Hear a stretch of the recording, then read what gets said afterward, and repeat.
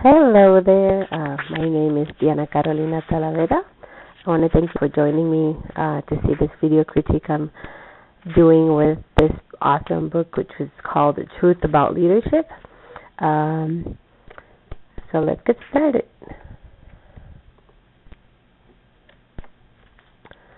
I want to talk, to start off, a little bit about myself.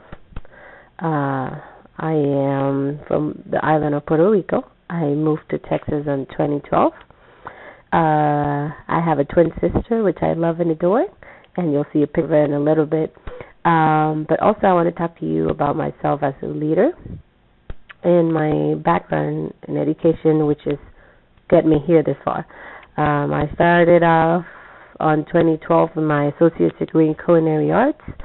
I did that back in Puerto Rico in La Universidad del Este in the city of Carolina. I loved it. I was a sous chef. I did a couple of years cooking and leading the kitchen, and I always felt I needed to do a little bit more for the community and family-wise because I'm very family-orientated. So when I moved to Texas with my family, and I only had my son back then, I fell in love with school and teaching children and how to learn, how to sing, how to become a great individuals in life, and how to grow specifically in their values. So I completed my bachelor's in applied arts and science last year. I did a little minor in administration in school, and I also focused on bilingual teaching and elementary levels.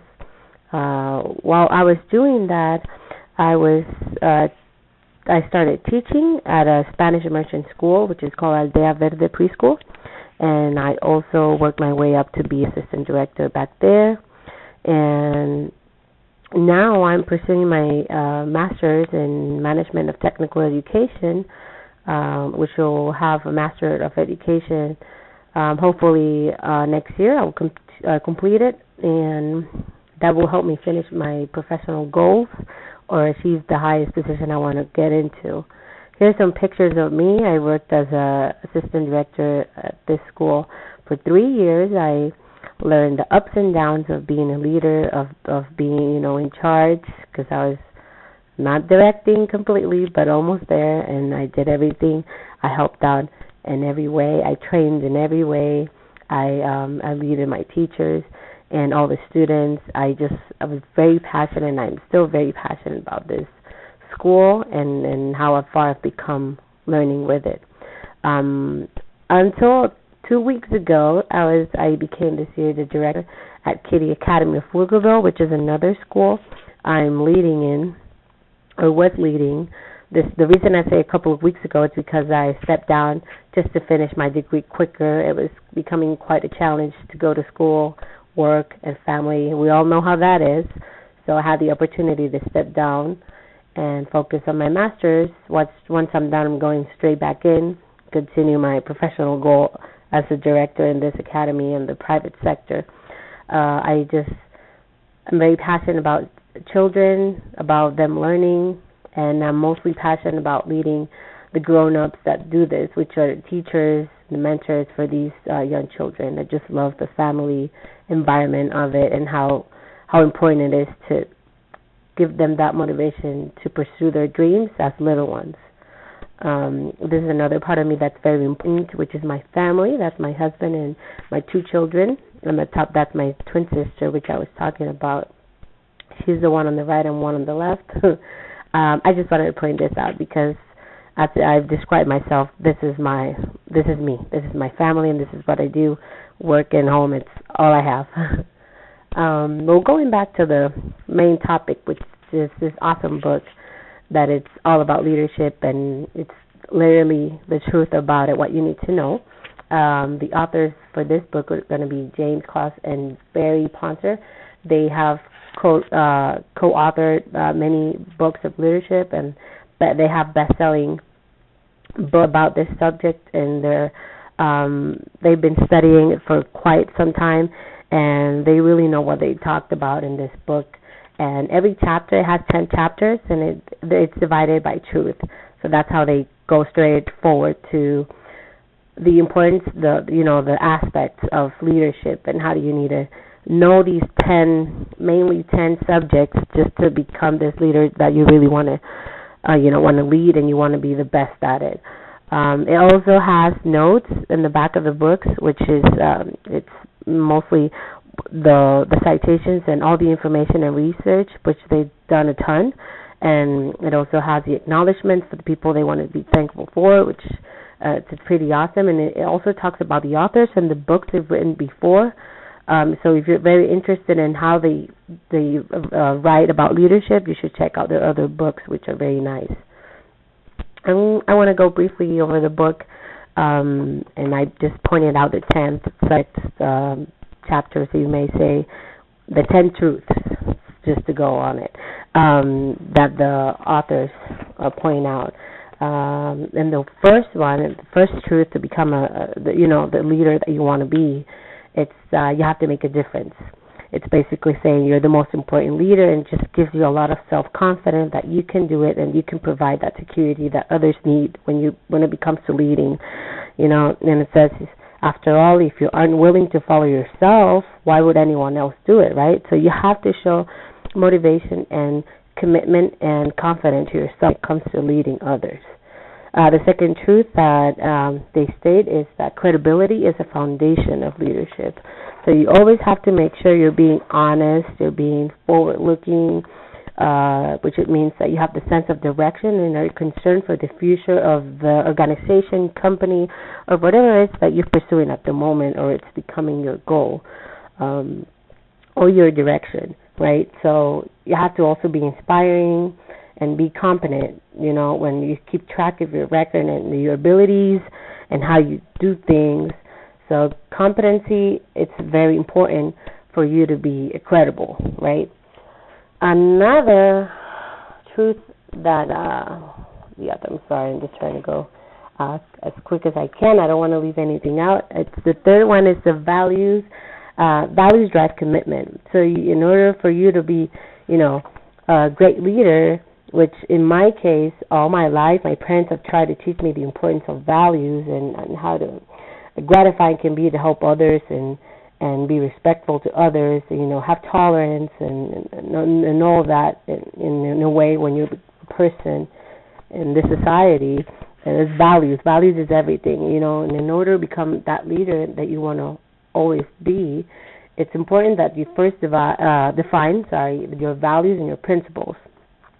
So an act of integrity is always, it has to be what it is. It's must be your thing, and it's not just being forced into values. It's also trying to get that product and complying and committing and being essential and just doing what you try to do, being valuable. And the fourth, another truth that they focus on, it's focusing on the future sets a leaders apart. So if you focus on what you want to get or who you want to be, it's important to be, more determined as older as you get, as more work experience that you get, and the level that you want to get into. You look forward to your future and what do you expect out of it. You have to spend more time basically looking to your future and what is forth in it to you and your path along the way, and more than what you do now. You always have to go beyond to what you're doing, looking forward to it. And it gives you so many good quotes in this chapter. I just loved it, and it's really good. Another truth is that obviously you can't do it alone. You always have to have that passion for teamwork. You have to hear what your people are trying to tell you, and you have to be a great listener to accomplish that. You have to unite people that are around you to share that vision that you want them to see and to follow. So you have to be a truly inspirational leader or have that leadership. It's not just about selling that vision. It's about believing in it and showing people that you believe in it, right? Doing that makes others feel strong and capable of, that feel they can do what you do. So it brings the best out of others. Also, the next truth is that truth rules. So you always have to be honest, and you have to behave, consistently in what you do and communicate clearly. So you have to be forward and candid. It's not just about thinking that you're doing the honest thing. It's just always believing, there's nothing more destructive to truth than deceit. And, you have to always know what you do, trust what you do, and do it how it's supposed to be. The next chapter is going to be the challenge, and there is the crucible for greatness. So we know that every great leader has struggled and has had challenges in their lives. So it's very important to learn from your mistakes, because failing is learning, and you always have to engage with your followers in some positive self-talk, and also strive to always know what's best for you, and to follow with the learning concept that you're going to get out of your failure or whatever your mistake that it is. So if you either lead by example, it's you don't lead at all. It's that's the eighth truth. You have to always set that example that you want people to follow. That was going to be like a roundup to all the things that you have and all these truths that you've learned. You have to know that when leading, you have to do and set example that you want them to do, and admit always your mistakes. If you have to apologize, and it gives you all these tools in this chapter to understand that you can have everything, but if you don't set it by example, you go back and lose all those truths that you should have to wrap it up, if you know what I'm saying. The number 9, the ninth truth is going to be that the best leaders are the best learners. So for you to become a great leader, you have to always be willing to learn from others, listen, and you have to know that learning comes before leading, because that's the only way that you're going to lead correctly. It's by learning. So talent is not the key that unlocks excellence. It's not talent. It's learning it and learning how to do it well. So always make sure you're willing to learn, and you're willing to listen and get a sense of everything before you're going to lead and take that ownership or path or goal. And the last truth, it's going to be, leadership is an affair of the heart. And this, I have to say, was my favorite chapter, because love is everything. And if you have that passion to what you do, and when you lead, you're going to be successful always, because love is all of leadership, right? It's always, it enlarges everything that you want to do. When you're in love with what you do or what you have, you're passionate about it, and you're willing to go that extra mile to show everyone or to show yourself what you're committed to.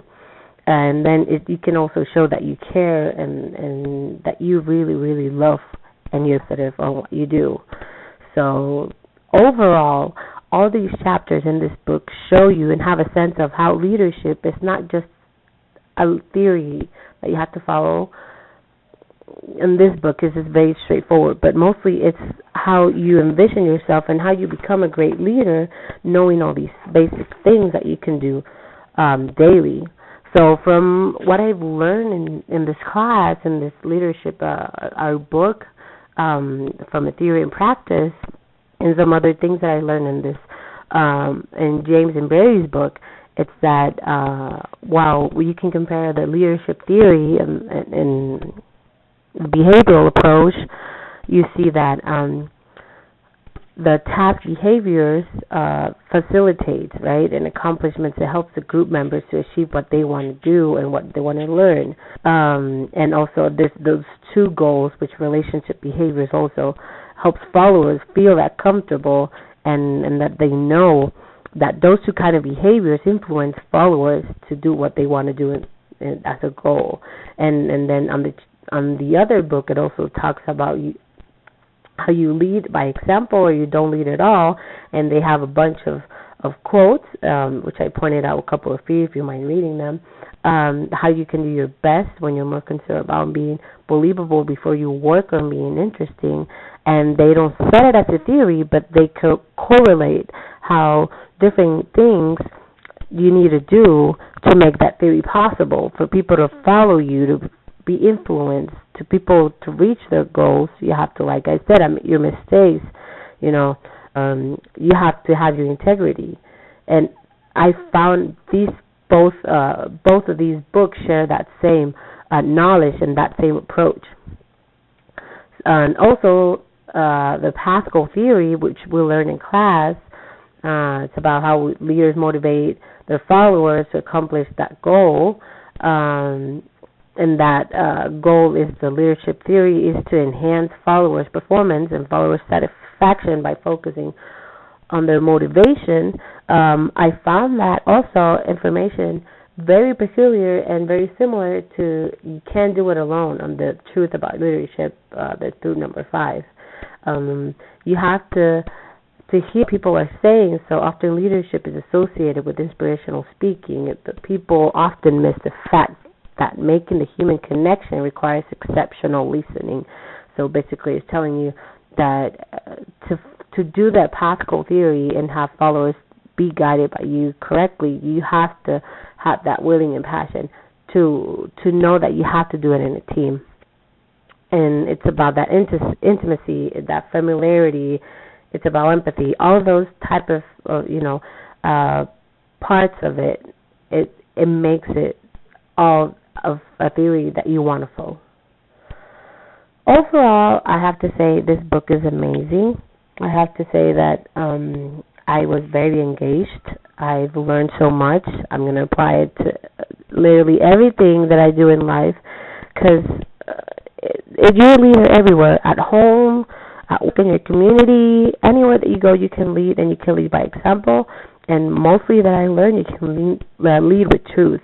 And this book has shown me that being committed, it's a value, and it's something that you need to have as a leader. And believing in yourself, it made me feel so much better knowing that I'm enforcing myself to follow these guidelines, and that I know the true meaning about leadership is not just having that title of a leader.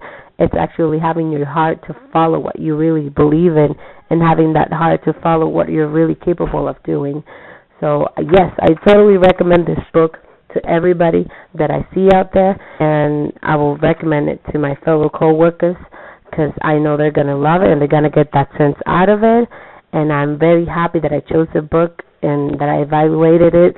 And I just want to thank you, everybody, for watching and joining me on this video. I have to say this book has the element that you need to become a confident leader. It's great, for that leader well-formed, which I'm becoming or trying to become and daily. When sometimes you get lost of tracks and you need motivation, that this is a book that you really want to get out of your shelf and start reading, because immediately you read it and you feel that sense of leader and that motivation that you need. So I really want to thank you guys, and just make sure you read it. And here are my citations for the information I got out of. And I hope you guys have a great night, and thank you again for watching.